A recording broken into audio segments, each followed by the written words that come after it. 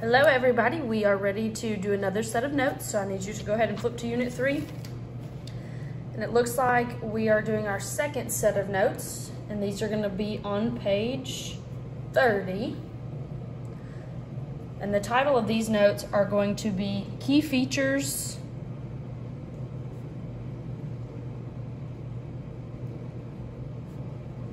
of Absolute Value Graphs.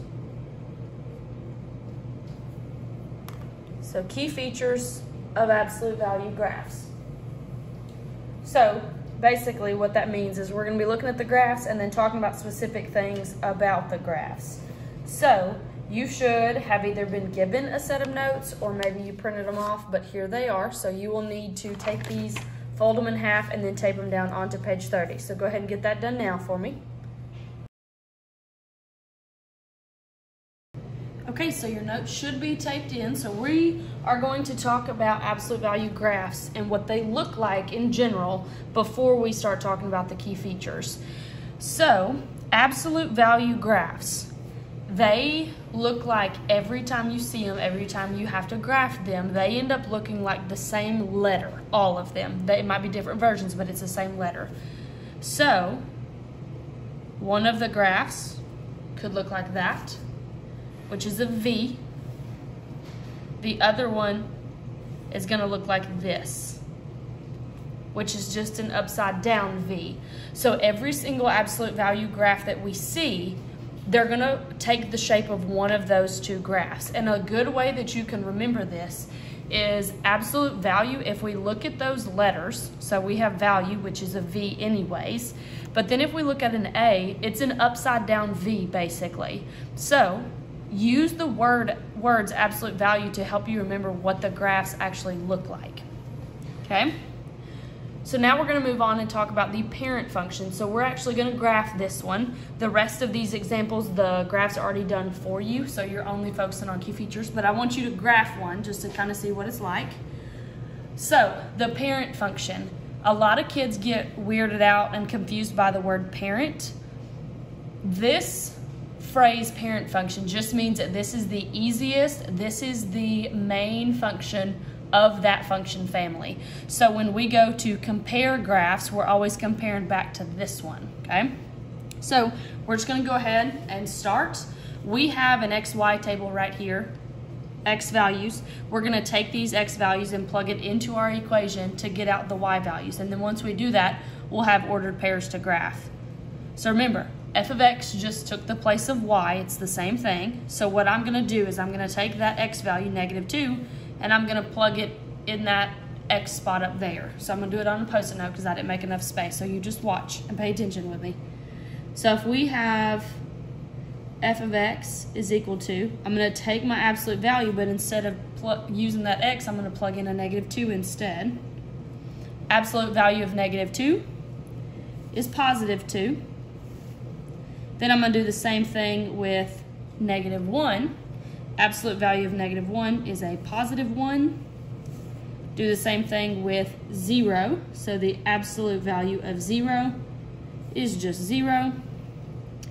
The absolute value of +1 is 1. And the absolute value of +2 is +2. So remember, absolute value, talks about the distance from 0. So anytime we talk about absolute value, when it's the parent function, all these are gonna be positive for us when it's the parent function. So now what we can do is take these ordered pairs that we have in our XY table and then use them to plot points on our graph. So we're just gonna start. I'm gonna start at the very top and I'm just gonna work my way down. So -2, 2. And remember, X values come first in an ordered pair, so we're going to go to -2 up to +2. Next one is -1, 1. Got 0, 0, which is the origin. 1, 1, and then 2, 2. And if we wanted to, we could keep going. And you can kind of already see the shape that this graph is going or making. And if we wanted to, we could just continue out placing these points, but we have enough to make a graph. So take a straight edge and you're going to draw a straight line from the dots. I always start, so when I'm drawing absolute value graphs, I always start at the vertex or the middle point of the graph. So go to the middle of the V and then draw your graph. So I'm gonna draw this side real quick. And we put arrows on the end because these graphs are also continuous. They go on forever. Okay, so there's the graph of it. So I'll give you a couple seconds to catch up.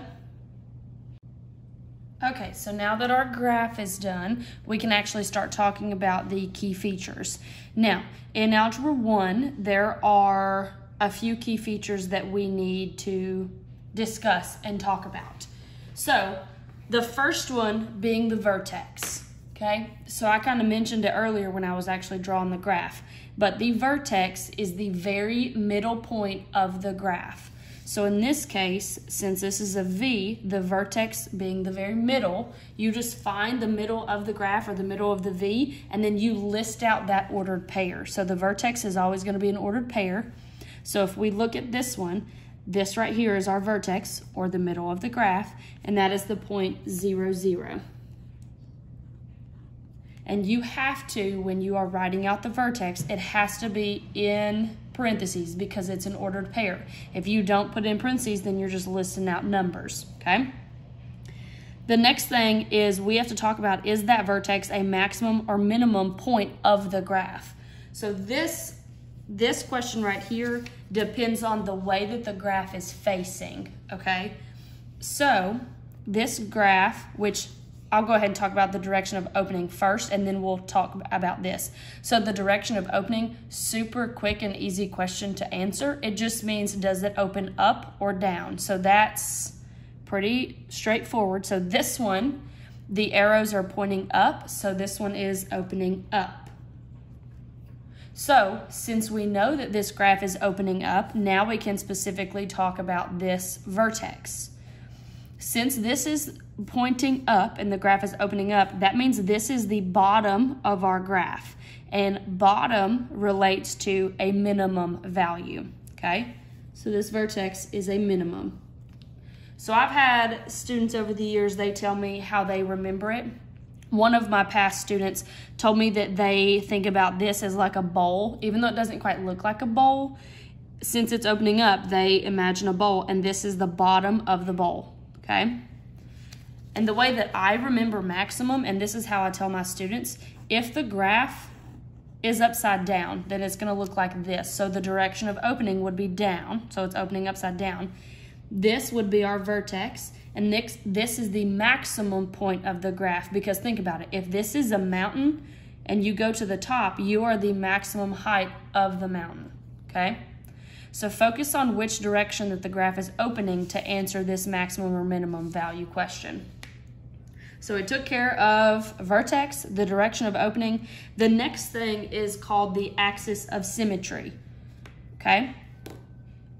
The word symmetry, you learn it back in elementary school, but the word symmetry actually means that if we cut something in half, it is the same on both sides. So a lot of times people in elementary school, they'll have you take a piece of paper and fold it in half, and then when you open it back up, this line right here, the crease, is your symmetry line, okay? Same idea here. If I were to take this graph and fold it in half, so we gotta imagine that I'm trying to fold it in half. We have to pick where's the halfway point of this graph, and then what's the line that's gonna be my crease when I go to fold it. We're not actually gonna fold this, but we're gonna use our imagination. If I were to fold this graph in half, this right here would be the line that I would fold it on. That pink dotted line that I just drew. That would be my line that I folded it on. So when we talk about vertical lines like that, the equation of a vertical line is always x equals, and then whatever number that it's on. So if we look, it's an x value number, so this is gonna be, that's 0. So x equals 0 is our axis of symmetry. That's the line that we would fold it in half on, okay? So axis of symmetry is pretty simple to identify. You're just finding the number that when you fold it, it would cut it in half. but you have to have x equals in front of it. That's the part that a lot of kids miss. Okay? The next part are zeros, and I want to add a little note under zeros, so I left us a blank. The zeros, and in parentheses, I want you to put where the graph crosses the x-axis. So zeros are where the graph crosses the x-axis. So the word crosses, that could mean touches, intersects, whatever you want to use. So zeros are where the graph crosses the x-axis.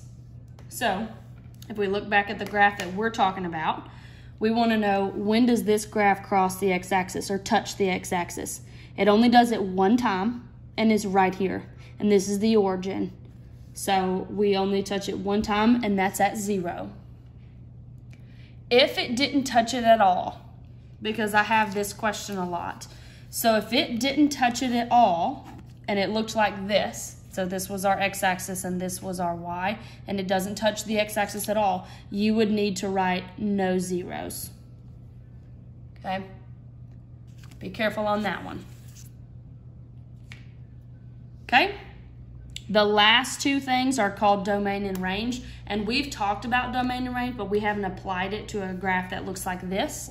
So domain, remember, is x values, range is y values. So domain, when it asks what is the domain, that question could also be worded, what are the x values that are used to make this graph? So if we look at these x values, all right here, they're on the x-axis, okay? We also have them over here in our XY table. We have just the ones right here, but everywhere the graph is, that means that we have used an x value. So like this one right here, this one is a +3. The graph was, that x value was used to make the graph. So was 4, so was 5, so was 6. The thing is, this arrow goes on forever in the right direction, so we're gonna keep moving right forever. And then on the left side, we're going to continue to use these points or these x values. This arrow goes on forever left. So we actually are going to use every single number to the right and to the left. All of them. We're going to use all of them. So whenever you see this, there's a phrase. It's called all real numbers, but there's also a symbol. So I want you to look at this symbol. It's an R with an extra line in it. And that symbol stands for all real numbers. So whenever you're asked what the domain is, if it ends up being all real numbers, so that means it continues on forever left and right, you do not have to write out the phrase all real numbers. You can just give me that symbol and I'll know what you're talking about. Okay? And now the range is our y values. So the question again, what y values are used to create this graph? So here in our XY table, these are our y values. And on the graph, this is the bottom of our graph, and I'm going to use everything above it. Notice that none of the graph is down here. So this is what makes range very different from domain. We can't use all real numbers for the range because the graph doesn't go down, it only goes up. So we have to figure out where the graph starts. So before we do that, I want you to write y for the range because we are dealing with our y values. And then I want you to watch closely at the graph. We have to figure out the starting point for this graph. So the starting point is going to be where the vertex is. So I'm just going to draw a horizontal line right here at the vertex because that's going to tell me and make it easier for me to see where the graph actually quote unquote starts. So that number right here, and remember these are y values. So what number on the y-axis is that yellow line at? This is 0 on the y-axis. So I want you to, down here on the range, we already have our y. I want you to put a 0 and then leave a space in between. The space is going to be an inequality symbol, and it's super important. So we have 4 inequality symbols. We can have less than or equal to, greater than or equal to, or less than or greater than. Okay? We have to decide which inequality is going to go in that spot right there. So again, it all is based on the graph. So we're going to look at this graph. And here's how I think about it. I just drew that yellow line, and I'm going to ask myself, is the graph above that line or below that line? So it kind of ties back into what we did when we were graphing inequalities. Greater than goes with above, less than goes with below. So since this graph is greater than, I'm going to use the greater than. But then let's check to see if we can use the or equal to. So if we can use the or equal to, that means that there actually is a point, a dot, sitting on that number. So this is our vertex, so it can be equal to. So here's what we're going to do. We're going to have y is greater than or equal to 0. And when you see that, that just means for every number from here up, we're going to be able to find the graph. We're going to be able to see parts of the graph. And the last key feature that we do in Algebra 1 is called end behavior. So, I accidentally started writing it, so ignore that little piece for now. So, end behavior, before we actually fill in these little blanks, I want you to think about the phrase end behavior. End behavior means that we are looking at the graph and how it behaves at the end. So, we have to imagine the end of the graph and how is it behaving, what number is it approaching, you know, that kind of thing. So let's take a look at this. So the first one says as x approaches positive infinity. So I want to show you on the graph what that actually looks like. We're talking about x values, and it says as x approaches positive infinity. Here are my x values, this yellow highlighted line.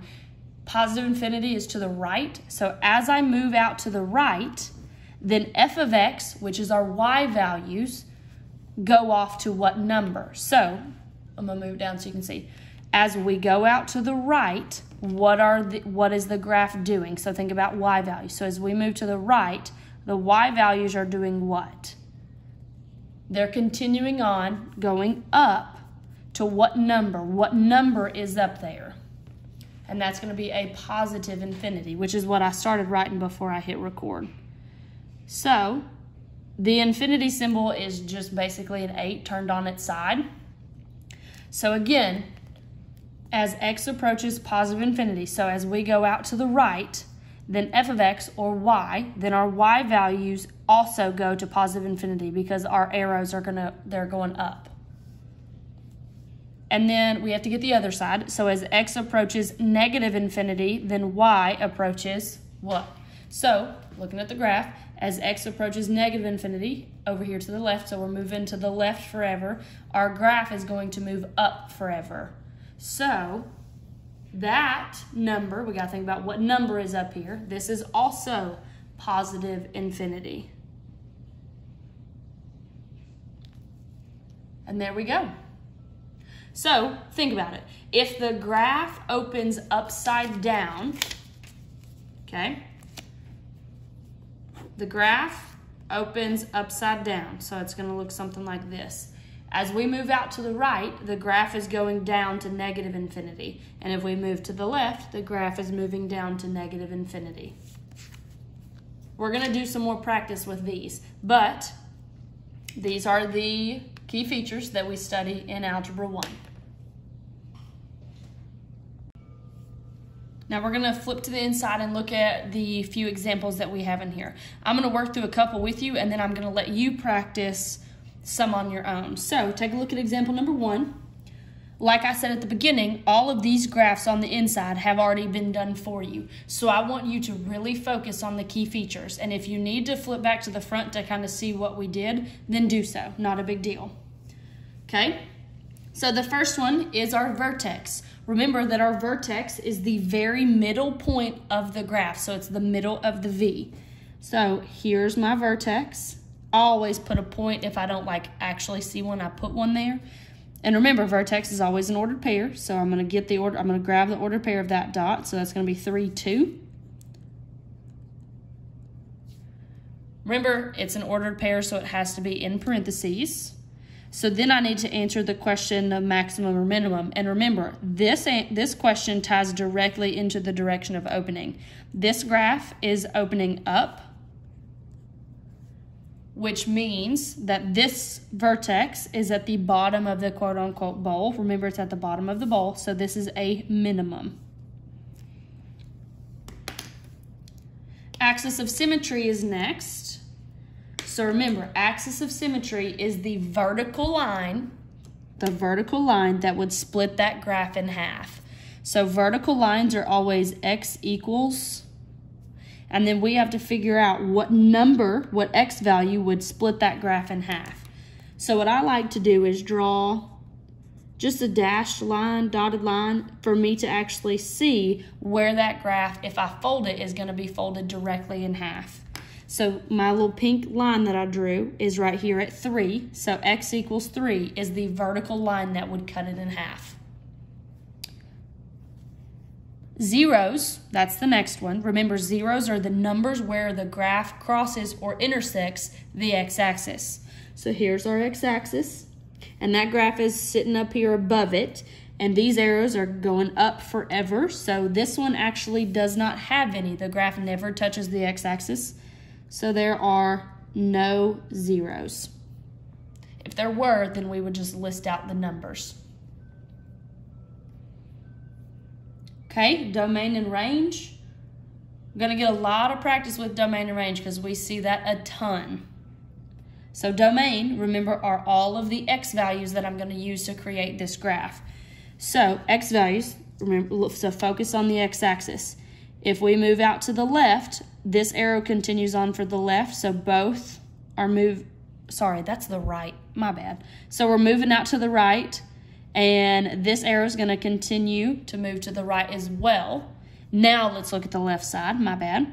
So looking at the left side, if I move to the left on the x-axis, this arrow is going to follow me out here, which means that I'm going to use every number over here to the left. And when we use every number from the left to the right, we're using all real numbers, which can be abbreviated with that symbol.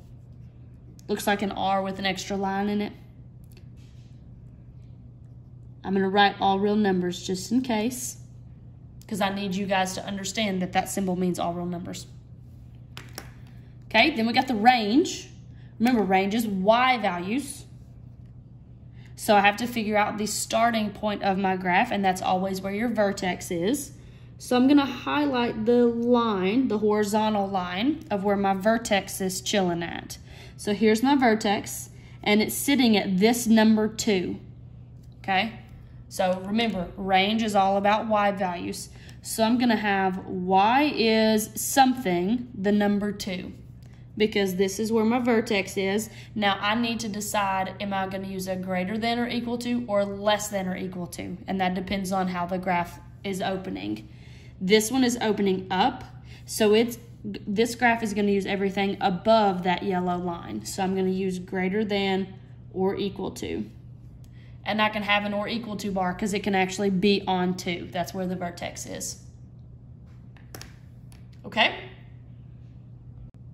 Now let's take a look at end behavior. So remember, end behavior is how is the graph behaving at the end.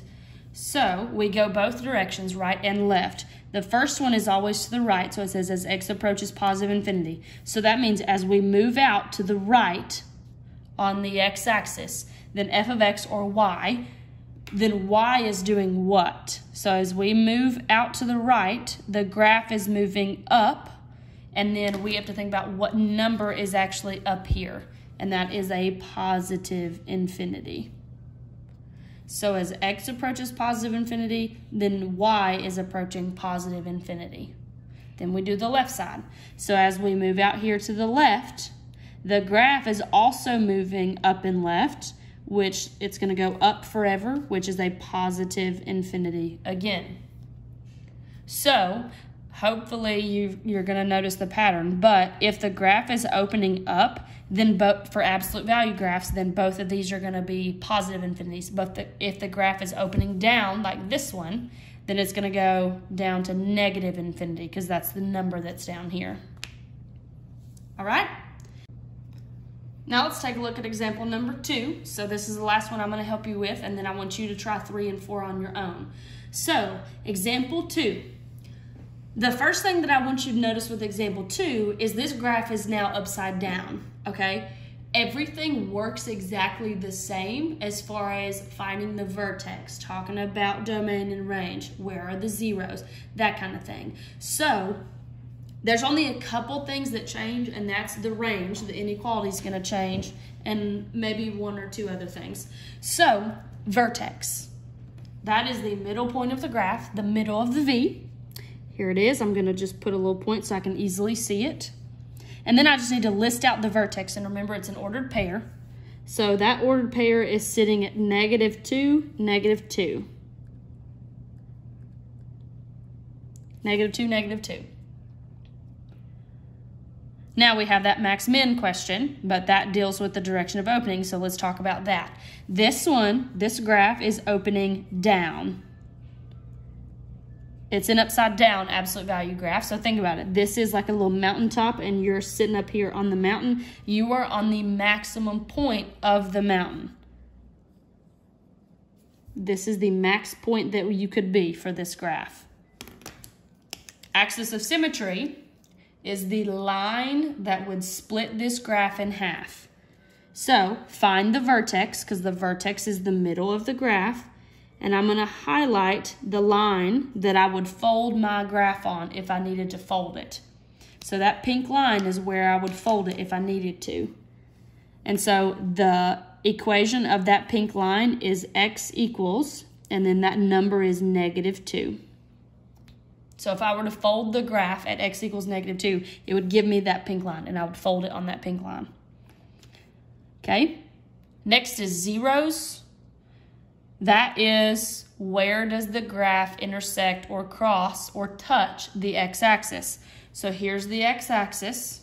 We need to just see, does the graph touch it? If it does, where? And this graph is actually below the x-axis and does not touch the x-axis.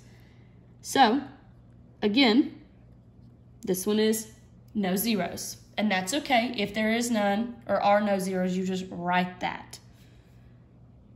Okay? Domain and range are next. So domain, what x values are used to create this graph?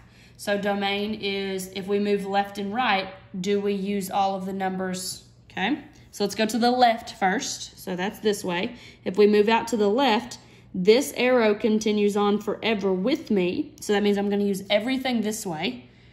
And if I go to the right, this arrow is going to go with me as I move out to the right, which means I'm going to use everything that way. So if we use everything left and everything right, that is all real numbers.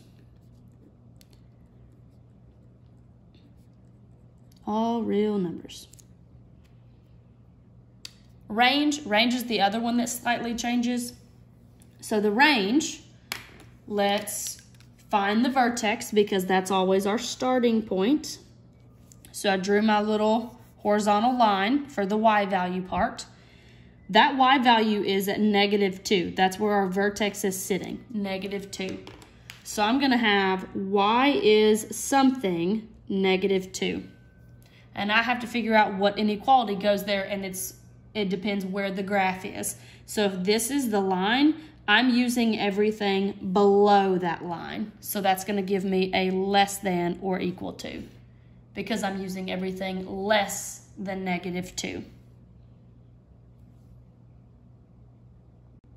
Next up is end behavior, and this is the last one. So end behavior, remember, it's how the line or how the graph is behaving at the end. So we're going to move to the right and see what the graph does, and then we go to the left. So if we move out here to the right, the graph goes down forever. And so if we move to the right, the graph is moving down. And the number that's down there is -infinity. So super important, because there's a very big difference between -infinity and positive infinity. So as we move to the right, the graph itself is going down to -infinity.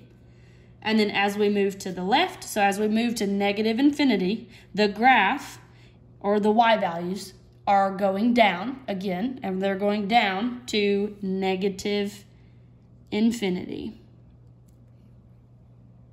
And there we go. Now that we've done 3 examples together, I want you guys to work on examples 3 and 4 over there on the right. Now, example 3 and 4, if you get confused on either one of those, then take a look at examples 1 and 2 because they are very, very similar. And then once you get done with that, then push play and I will make sure that you have the correct answers. So go ahead, pause this video and work those out. Okay, and as promised, I'm going to show you examples 3 and 4 so that way you have them done correctly in your notes. So, first thing that I noticed about example 3 is the direction of opening is down. So it's opening upside down. And since it is opening down, that makes my vertex a maximum. And then I found out where the vertex was, which is at 2, -1. Axis of symmetry, that's the vertical line that would split that graph in half. So that's where that pink dotted line is. It is x equals 2, because that's the equation of a vertical line. When it asks for zeros, that is what spot does the graph cross or touch or intersect the x-axis. So this one, there's the x-axis. My graph is everything below it, so it actually doesn't intersect it. So we just write no zeros. The domain, that focuses on what x values are used to create the graph. We go forever left and forever right, which means we use all real numbers.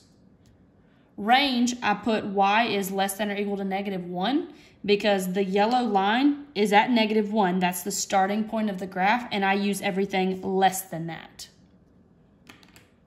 And then finally, end behavior. Remember, that's how it functions or how it behaves at the end. Both of the sides, so I'm going to talk about it as a whole. This graph opens down, which means this left part of the graph goes left and down forever, and this one goes right and down forever. Both of these ends go down forever, and that number is -infinity down there. Okay? Now let's check out example number 4. Example number 4 was very similar to example number 1, so if you needed help, you should have looked there. So, vertex is right there. First thing I notice is that it opens up, which makes my vertex a minimum, and my vertex is at 0, -3. So my axis of symmetry is the vertical line that would split it in half. That is actually the y-axis this time, so that's going to be x equals 0. We actually do have zeros this time because the graph intersects the x-axis, and it does it at 2 spots. One of those spots is at -3, the other one is at +3. So I just listed both of those. The domain is going to be all real numbers because this graph goes forever left and forever right.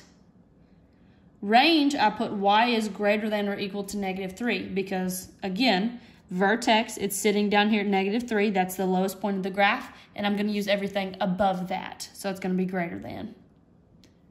And then end behavior. So I'm going to talk about the graph as a whole again. Both of the sides of the graph are going up, and this is positive infinity up here. So if we were to just talk about the left-hand side, it would be positive infinity. Right-hand side would also be positive infinity. So you can write positive infinity for both of those. Okay? I do have some practice problems for you to work on, and if you need to have your notes out at the same time, that is completely fine because this is a new topic and we may need that little bit of extra help. But you guys rocked it today, and I'll see you next time.